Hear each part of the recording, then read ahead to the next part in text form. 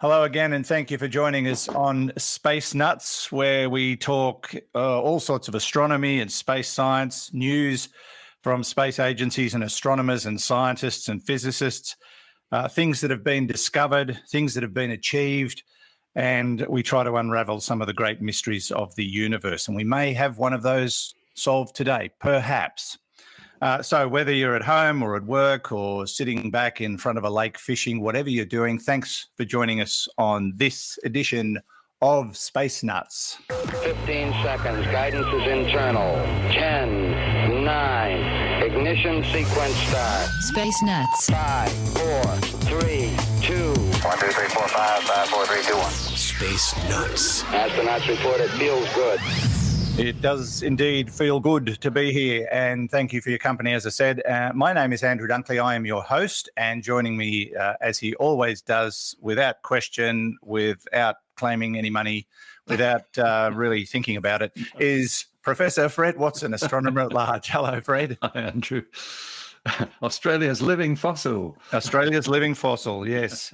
Congratulations again on your honorary doctorate. And I've told a few people and they pass on their congratulations. Oh, that's lovely. Thank you very much. Good for you. Thank you. Yeah. And I know I said it sort of off stage, but loving the goatee. Oh, good. Good. I'm glad to hear it, Andrew. If you watch us on YouTube, you'll be able to pick that up. I think it suits you. That's very sporting.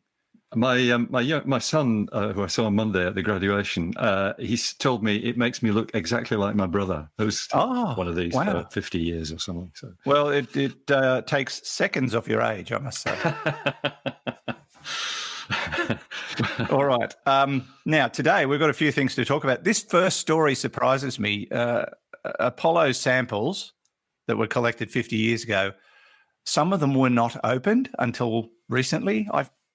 Why would you bring them back and not open? I don't get that. And a particular black hole merger may have an explanation. We'll be looking into that. Plus, we have questions about the Thermi Paradox. Mars, can we kickstart its core? That's a good question. And we do a follow-up on that light speed story or question we answered a few weeks ago about it slowing down in the vacuum of space if it goes into a glass tube and then speeding up again. Someone wants to know how that's possible. So we'll try and answer that for you, Greg. And whatever else happens, just happens. What happens in Space Nuts stays in Space Nuts, as they've never said before. But Fred, let's start off with this situation with Apollo samples, and they brought back quite a lot of stuff, and some of it just sort of sat there for 50 years, sealed and I assume forgotten, or just we'll get to that at some stage, and it took them 50 years. Yeah, at first sight, it does seem weird. I agree with you, but there is a very, very good explanation, and I think, it's a brilliant reasoning. So I can't remember the number. I think it's about 380 kilograms altogether of rock and soil that the Apollo astronauts brought back with them in the 1960s and 70s. I do know, because I've got the number in front of me here, that it was a total of 2,196 samples. Oh, wow. Yeah. So it's, they had a fair number, and it wasn't really the reason why they've waited 50 years for some of them. The real reason, and it's really cunning stuff, it's forward thinking of the first order. The scientists who were interested in these moon rock samples 50 years ago knew that in 50 years' time, the technology to analyze them would have advanced out of sight compared with what there was in the 1960s and 70s. Forward thinking. Yeah. So they reserved, I think, probably 3. Okay. It's of which I think it's 3. There might be more actually, but one of them has now been opened, and that's why the news is big. It was actually Laurie Glaze of the director of the Planetary Science Division at NASA headquarters, who wrote in a statement that NASA knew that science and technology would evolve and allow scientists to study the material in new ways to address new questions in the future. Brilliant, isn't it? That's exactly what's happened. I'm not sure to what extent. I think things were pretty well advanced in the 1960s and 70s. So that's when I was beginning my career as a working scientist. But things have moved on just out of sight since then. If it's anything like the way we do astrophysics, planetary science has come on by leaps and bounds. So a tube of material, 35 centimeters long, 4 centimeters wide, which was hammered into the ground actually on the Apollo 17 mission, the last of the Apollo missions in December 1972. Gene Cernan and Harrison Schmitt were the two astronauts who walked on the moon. Wasn't Harrison Schmitt a geologist? I think you're right. Yes, I think you're right. I think he kept getting into trouble because he got so excited he was running out of oxygen, and they were saying, "Hurry up, hurry up!" Yeah. So I think that's right. Yes, it's a mistake to send a geologist to the moon, isn't it? I would think so. It's just going to be like a kid in a lolly shop. Anyway, they kind of hammered the tube into the ground, pulled out the tube with rocks in it, and vacuumed and basically sealed it on the moon. And that is the way it's been kept for 50 years. So not only does it have rock in it, Andrew, but the volatiles that might be, locked up in these rock surfaces, sort of things that are gaseous, like carbon dioxide at normal temperature here on Earth, and things that are liquid, like water at normal temperature here on Earth. So the existence of these gases kind of locked up within the rocks, that there wouldn't be much, because, of course, the lunar surface is essentially a vacuum. But the idea is to, and I don't think this has been done yet, the idea, actually, no, the extraction has taken place. Sorry, Andrew. Anyway, the idea is to extract them, the minute quantities that are there, and analyze them with the technology that it's really about the precision rather than the ability to do it. This is spectrometry, so you're looking at the absolute fine details of what's going on in these atoms.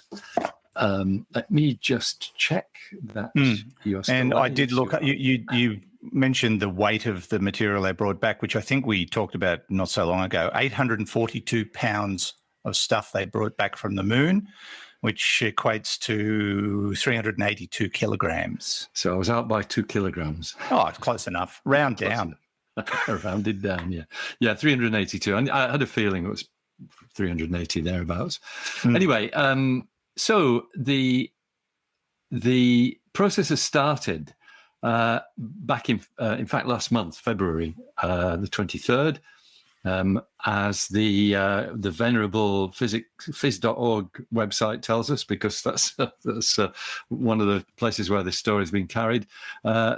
Scientists began a weeks-long process aimed at piercing the main tube and harvesting the gas contained inside.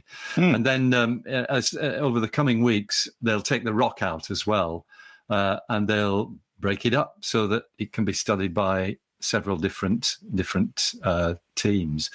But what I really like about this sample is that it's not just any old sample, Andrew, because where it came from is where there was a landslide. And Julian Gross, perhaps, deputy Apollo curator, is quoted as saying, "Now, we don't have rain on the moon, and so we don't quite understand how landslides happen on the moon."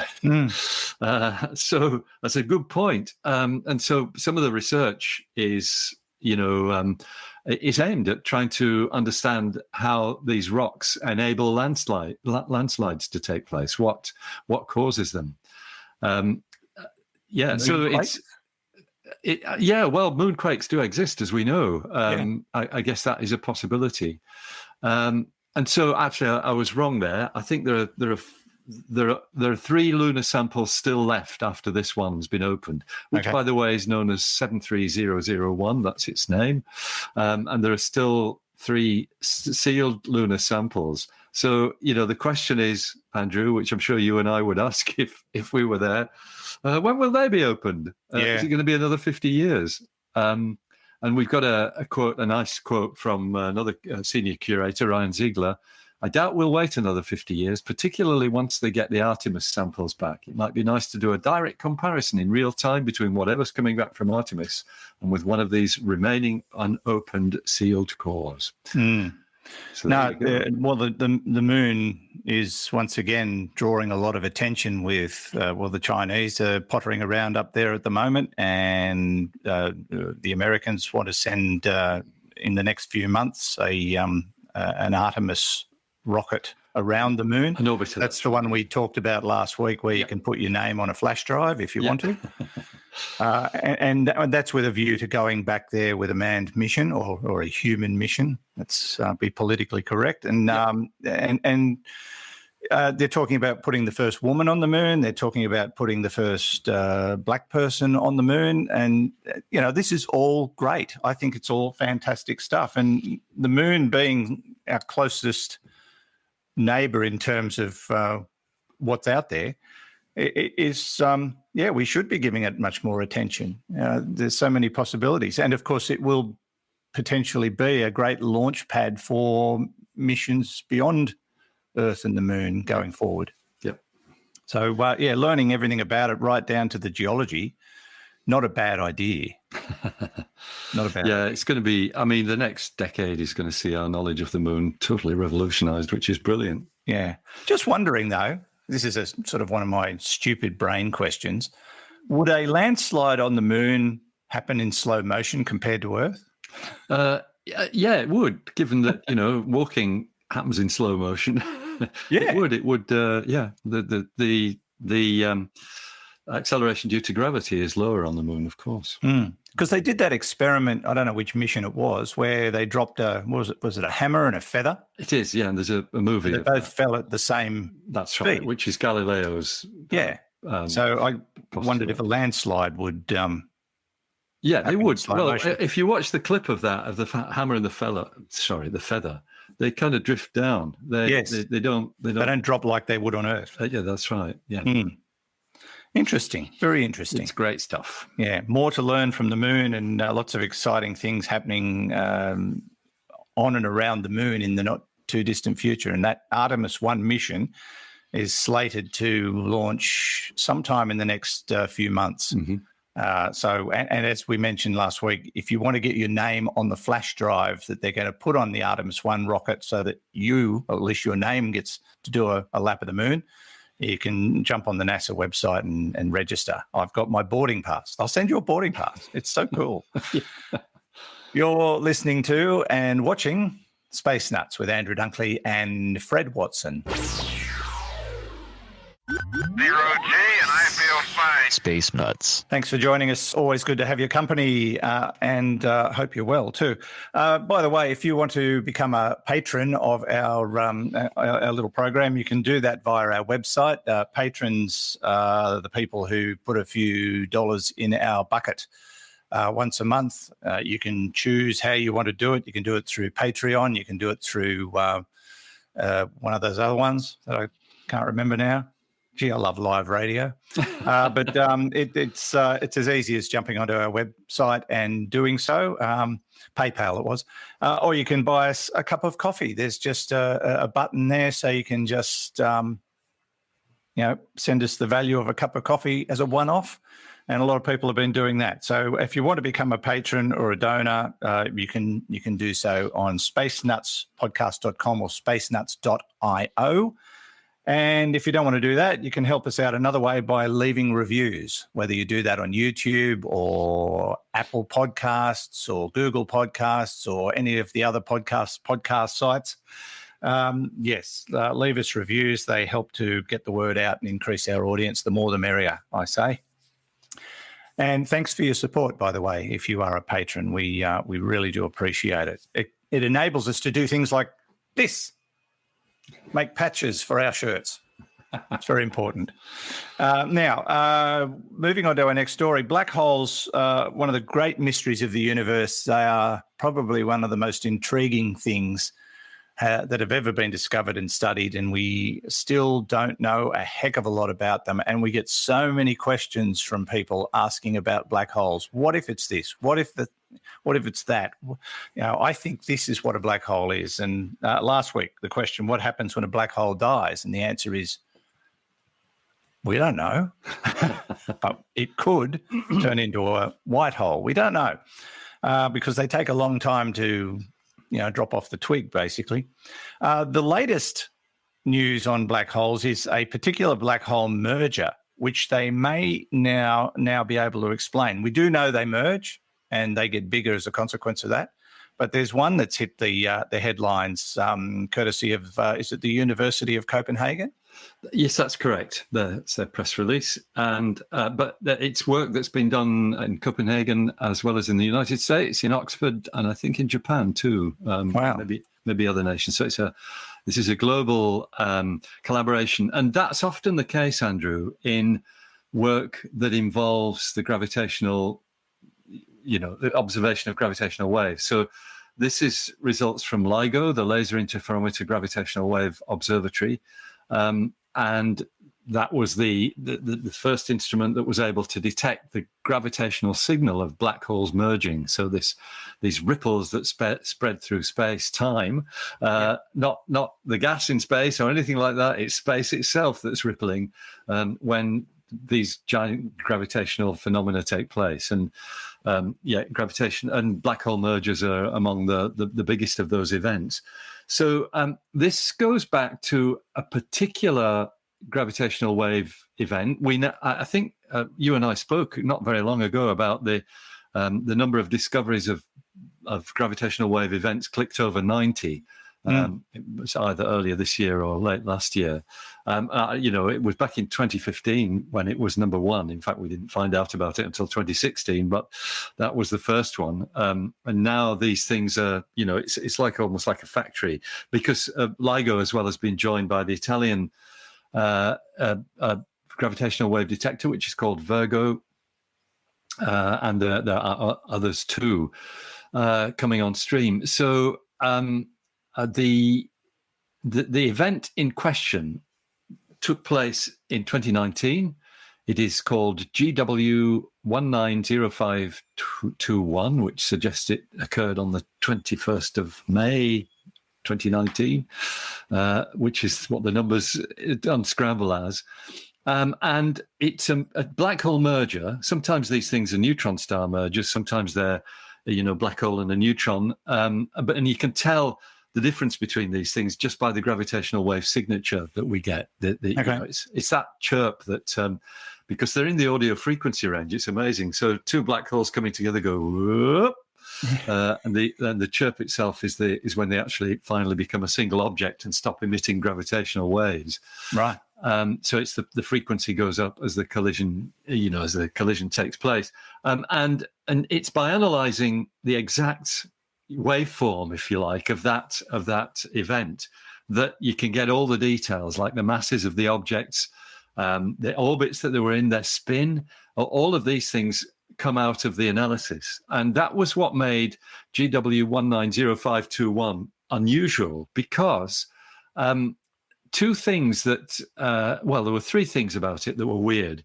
One is that the black holes were more massive than were expected before. I can't remember what their masses were, but in terms of the mass of what we call stellar mass black holes, the ones that probably originate from the collapse of a massive star, they go up to 20, 30 solar masses tops. And I can't remember what the two in GW190521 were, but I think they were a bit heavier than that.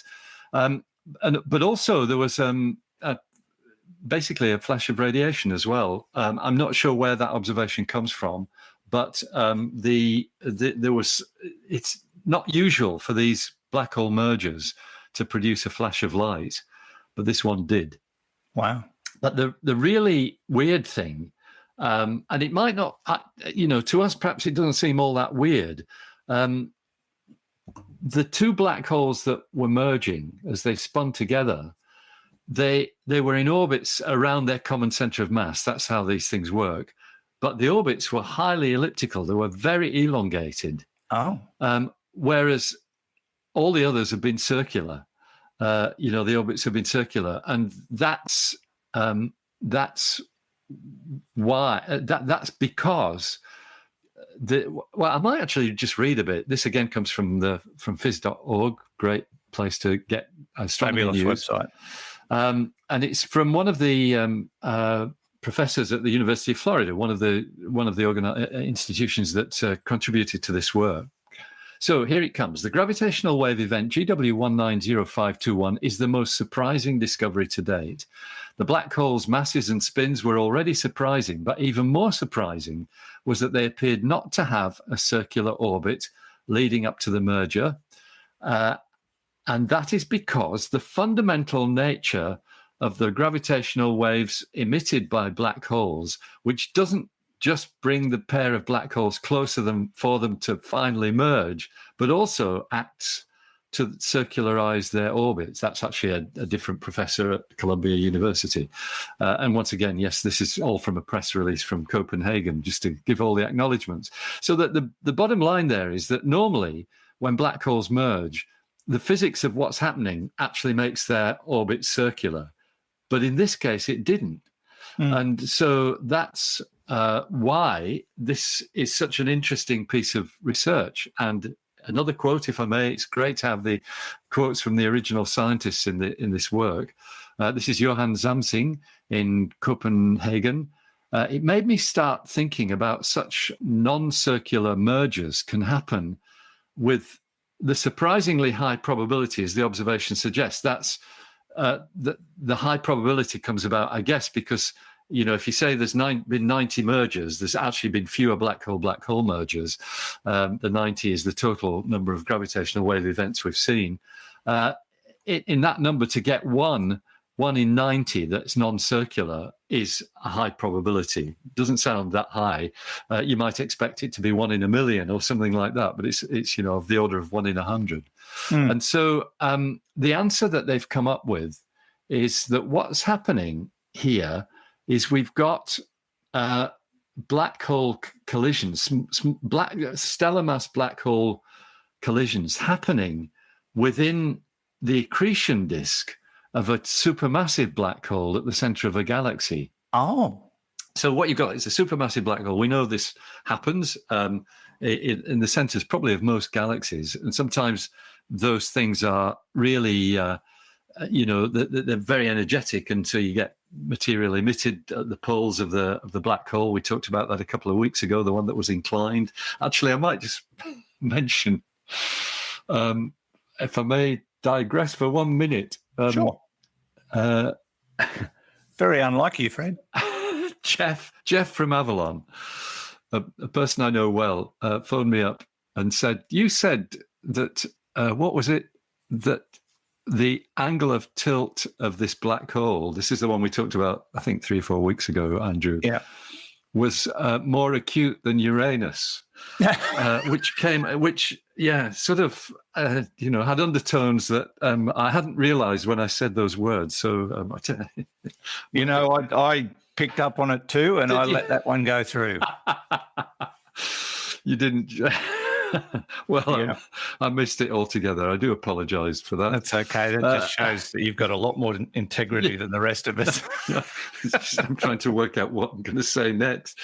Put my foot in my mouth each time. Anyway, so normally, with a supermassive black hole that's gobbling up its surroundings, you get these jets of material that are usually perpendicular to the disk, the accretion disk, and they become radio galaxies, very bright, sometimes quasars in the early universe. Our galaxy is a bit quieter than that, but it probably still has at least some sort of accretion disk going on around it, because we occasionally see infrared flashes from the galactic center here in our own galaxy. Anyway, the bottom line is the idea that's come from this research is that because this disk of swirling material has got higher velocity and density than its surroundings, it suggests that the stellar mass black holes that might form within that environment, they're just, the quote is from Benti Koskis, I think is the way it's pronounced, from the University of Oxford. In these environments, the typical velocity and density of black holes is so high that smaller black holes bounce around as in a giant game of billiards, and wide circular binaries cannot exist. So that's why, the thing is so elongated. And I think it's also possible that that's the environment that would have given rise to the flash that was seen. It's because it's in a disk of material, and so you've got this huge sudden input of gravitational energy into it, and that probably explains the emission of light coming from the gas around it. Yeah, I can only see one big problem with the theory, Fred. I knew you'd pick a hole in it, Andrew. Yeah, billiard balls are traditionally red. There's one black one, though. Oh, that's snooker. Oh, yeah. Billiards is a different game. No pockets. Of course, yes, billiards is only red. Yeah. That's correct, yes. There you go. Well, maybe it should have been that. I think you should write in, Andrew. Well, we can just change the name of them to red holes and we're covered. Yeah, no, it's the analogy. It should be a game of snooker, not a game of billiards. That's a good point. Yes.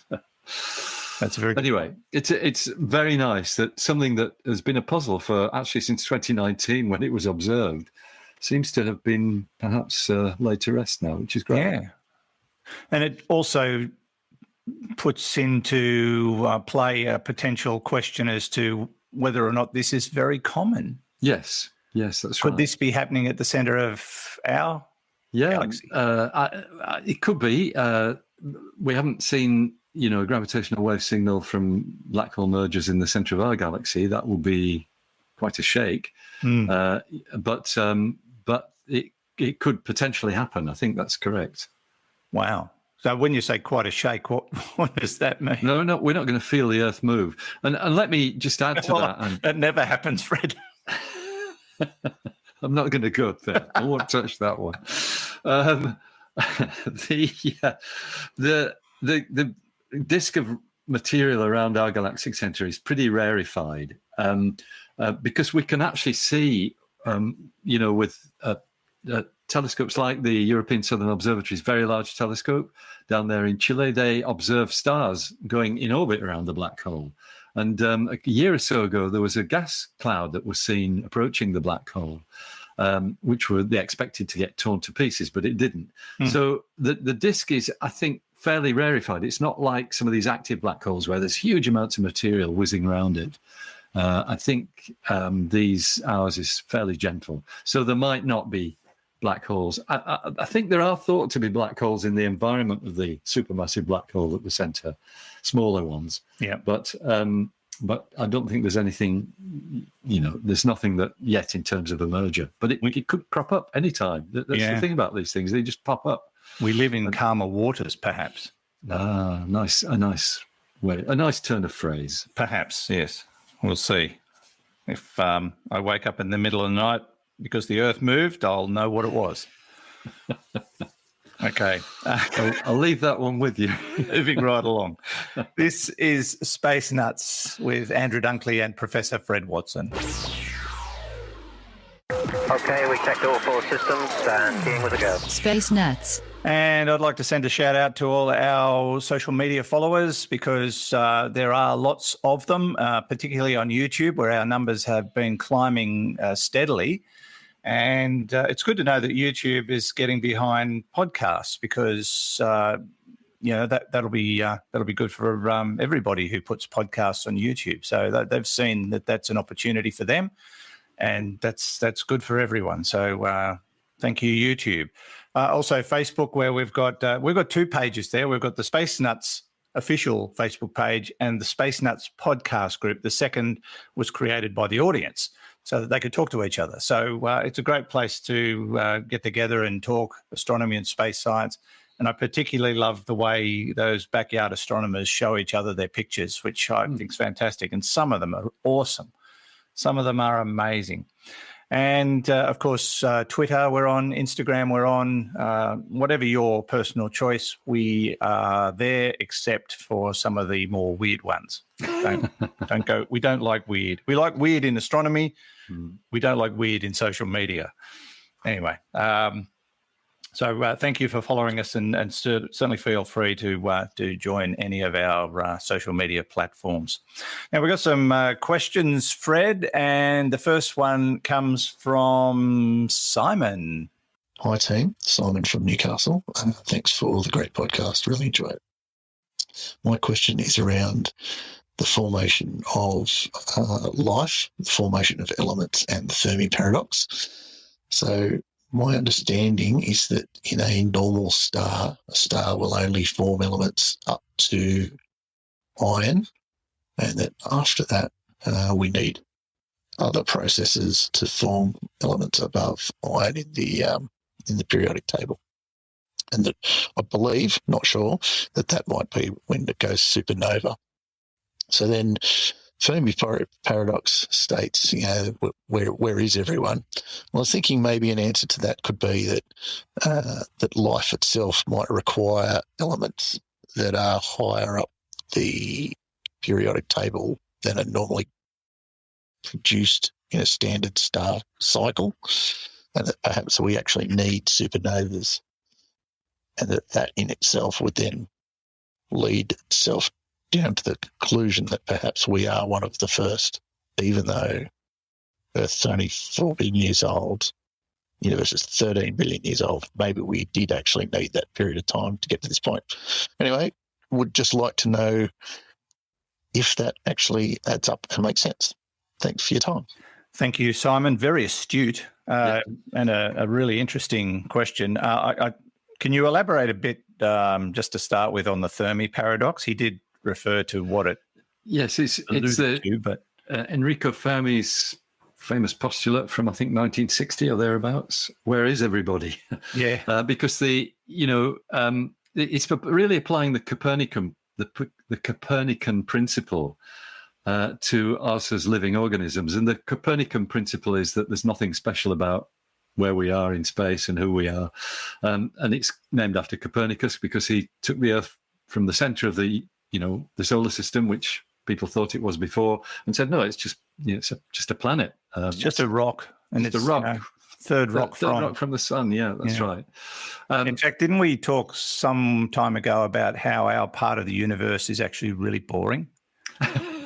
Well, that could be part of the reason why we're here, because boring's good when you're trying to evolve living organisms.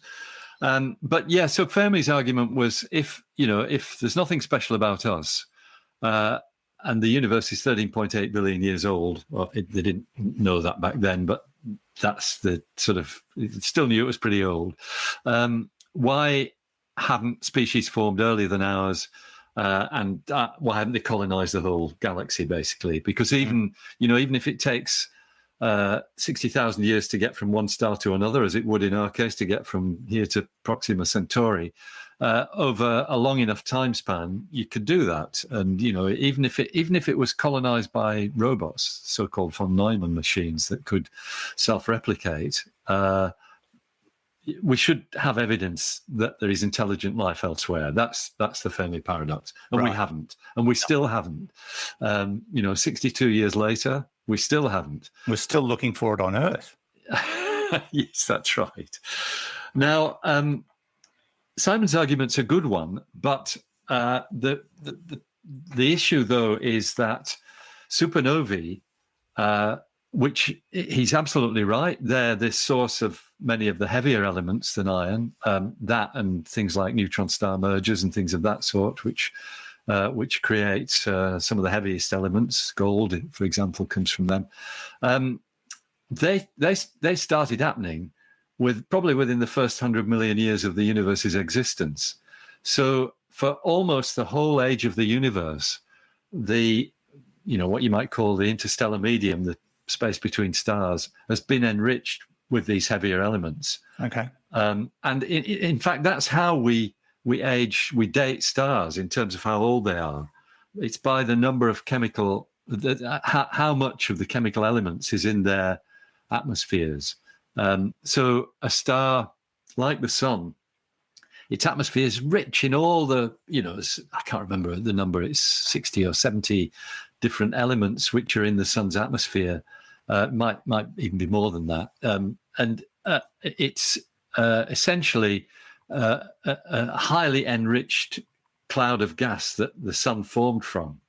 But if you look at stars which are very, very old, and there are some, they've only got hydrogen and a little bit of iron in their spectrum, not much at all. But the bottom line is that right since the beginning, the enrichment of the raw materials of life has been taking place. So it doesn't actually explain the Fermi Paradox. In fact, that's part of the Fermi Paradox, that we know this has been going on for a long time. So, with the ingredients of life have been there for a long time. Why aren't we seeing it? And you've had my answer to this many times before, that the likelihood seems to be that step, we think microbial life might be common, might be reasonably something we might even know that within the next decade, Andrew. I hope we do. But higher life forms, even plants, may not exist anywhere else except here on Earth, or at least in our galaxy.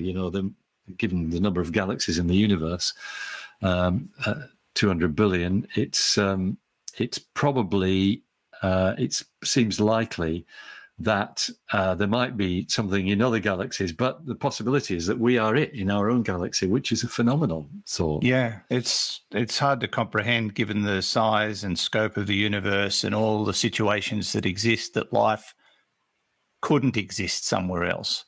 You just got to look how life grabs hold in the most hostile environments on Earth. So it stands to reason that there's got to be some form of life beyond our planet, possibly even in our solar system. Yeah. But yeah, as you say, going from microbial to plant life is a giant leap. And then going from microbial to intelligent life is a massive leap. And I think you could put it down to the fact that the formula has to be right, the circumstances have to be right, the environment has to be right. All the things that created us have to exist somewhere else in some capacity for intelligent life to spawn. And, again, you probably would say, given the size of the universe, it's got to exist somewhere, but no evidence of it. And even if it does exist, we may never know about it because of the distances. Yeah. I mean, a big step with this will come with the James Webb Space Telescope. Yeah. One of the things that they're going to be doing is analyzing to death the atmospheres of exoplanets.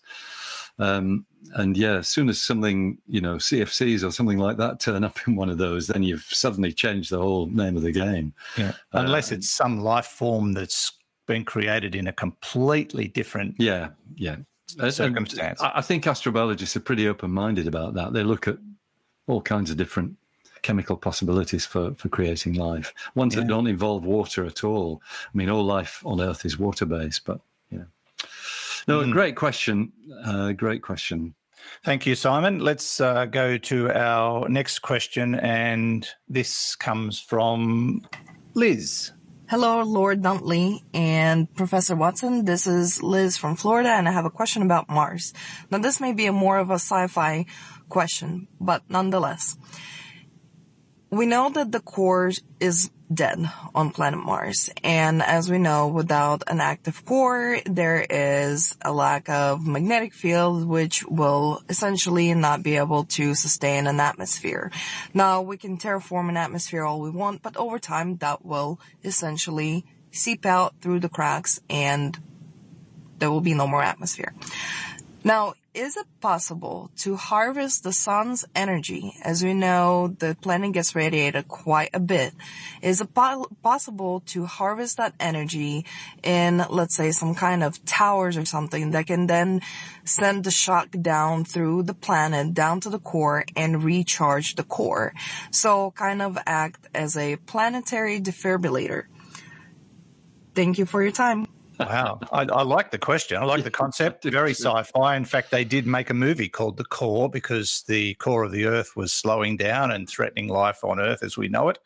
So they sent a crew down on a special drill ship to get to the core and fired nuclear charges into it to reignite it. So, that's been done in sci-fi. What happened, Andrew? What was the outcome of that? Oh, they fixed it. Oh, they fixed it, of course. Spoiler alert. yeah, spoiler alert. The planetary defibrillator. I love the idea. Or Packer-Wacker, as we call them in Australia. I should probably now explain that. Kerry Packer was a media magnate in Australia, very powerful, very rich man, Australia's richest man for a long time. Didn't take care of himself health-wise very well and had a heart attack one day. And the ambulance used a defibrillator to save his life. And he found out that there just weren't many of those. Mm-hmm. So he paid for every ambulance in New South Wales to have a defibrillator so that they could save people's lives like they saved him, which was a great thing. Yeah. And we affectionately referred to them as Packer-Wackers, as we do in this country. We give everything a nickname. So Packer-Wackers are what a defibrillator is. That's fantastic. I think I knew about the principle, but I didn't know that's what they were called. Yeah, that's very Packer-Wackers. Yeah.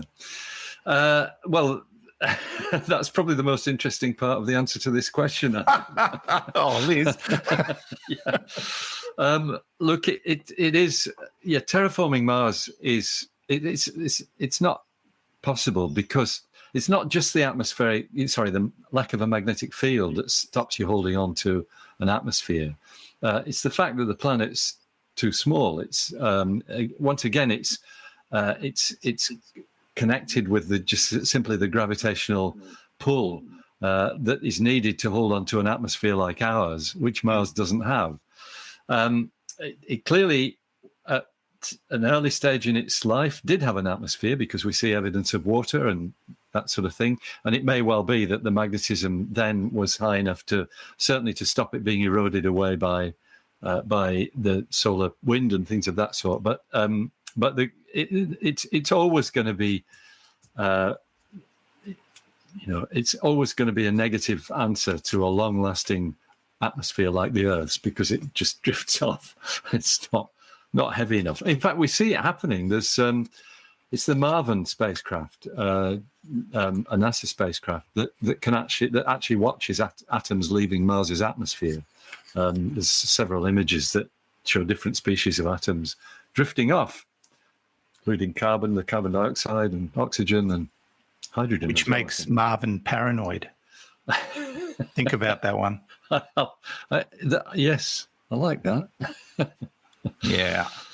I wish I could think of things like that. Anyway, never mind.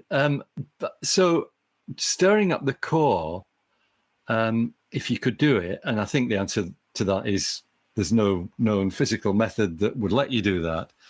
What you'd have to do is heat it up so that it became more liquid. There may be a bit of liquidity there now, but there's not enough to create a dynamo to generate the magnetic field. Yes, it's possibly done a piston engine thing and seized at this stage. Seized, that's right, yeah. In which case, unseizing it needn't necessarily start it spinning again. So you might still wind up with no magnetic field, even if you nuked it to boil it up a bit. Mm. So my answer to all that is to create artificial environments in space which you can control, and with mega engineering, live in bubbles. Yeah, that's right. Yeah, there you are, Liz. Thanks, Liz, for the question. That's a good one. Thanks for the question. Probably beyond capability to fire up the core. But you never know. One day, in years to come, we might be able to harness the energy of the sun and do all sorts of weird and wonderful things. Who knows? Finally, Fred, just to follow up to something we talked about recently. This is from Greg. Loved the show, Andrew. Only me. Fred, only me. A quick question about something we talked about recently. The good professor told us that the person sending their question was right, that light would slow down through a glass rod from the speed of light in a vacuum. but he missed the most important bit for me. The light will slow down. The energy loss will heat up the glass rod. But after exiting, will the light accelerate back to light speed in a vacuum? Yes. If so, where did the energy come from? Or is the clue in redshift? Energy is lost, changing the frequency, but still, how can it accelerate back to the speed of light in a vacuum? And I pondered that as well. I mean, if it's going at the speed of light, hits the glass rod and slows down, and then comes out the other side, how does it speed up again? Has it got P plates on it? Yeah. Well, there isn't. Here's the thing. Light and P-platers are quite different. Yeah, light is slower. A P-plater is a provisional driver. Light might be slow, but yes, it is. But light doesn't accelerate. And we've had this. We had this question I see where you're going. Yeah, okay. It's created at the speed of light. Yep. So it doesn't accelerate, and it doesn't decelerate when it hits the glass. It is just traveling through more slowly medium. Through the other medium, and there's no energy loss. There is absorption, but that's not the kind of energy loss that we're talking about.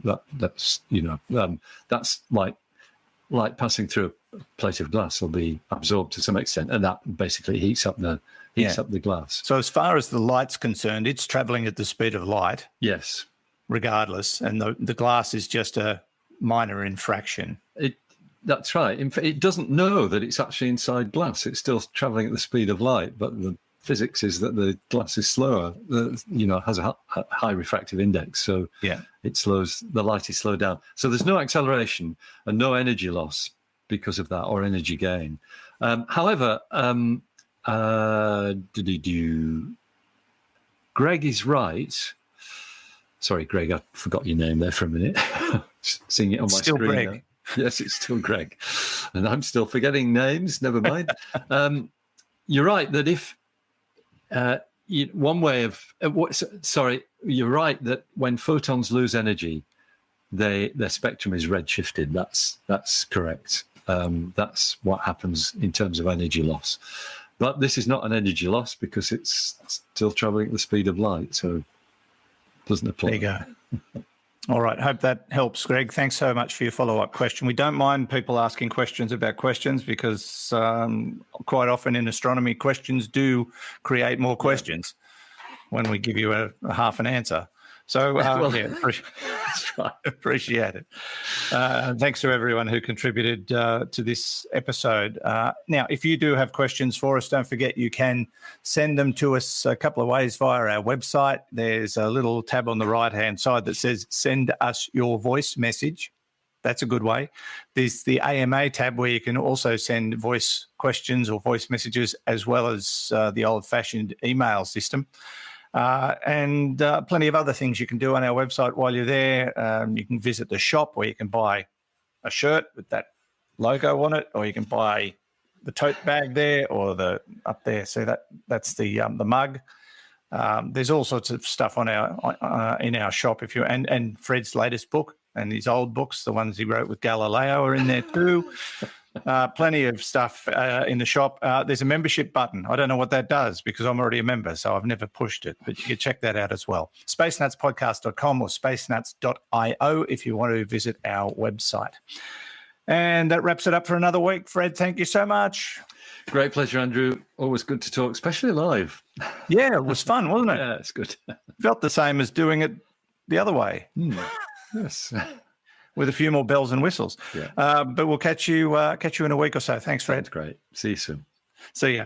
Fred Watson, astronomer-at-large, joining us every week on Space Nuts, and thank you for joining us as well. Great to have your company. Keep those cards and letters rolling in, and we look forward to your company next time. From me, Andrew Dunkley, bye-bye for now. Space Nuts. You've been listening to the Space Nuts podcast. Mission complete, Houston. Available at Apple Podcasts, Google Podcasts, Spotify, iHeartRadio, or your favorite podcast player. You can also stream on demand at Bytes.com. This has been another quality podcast production from Bytes.com.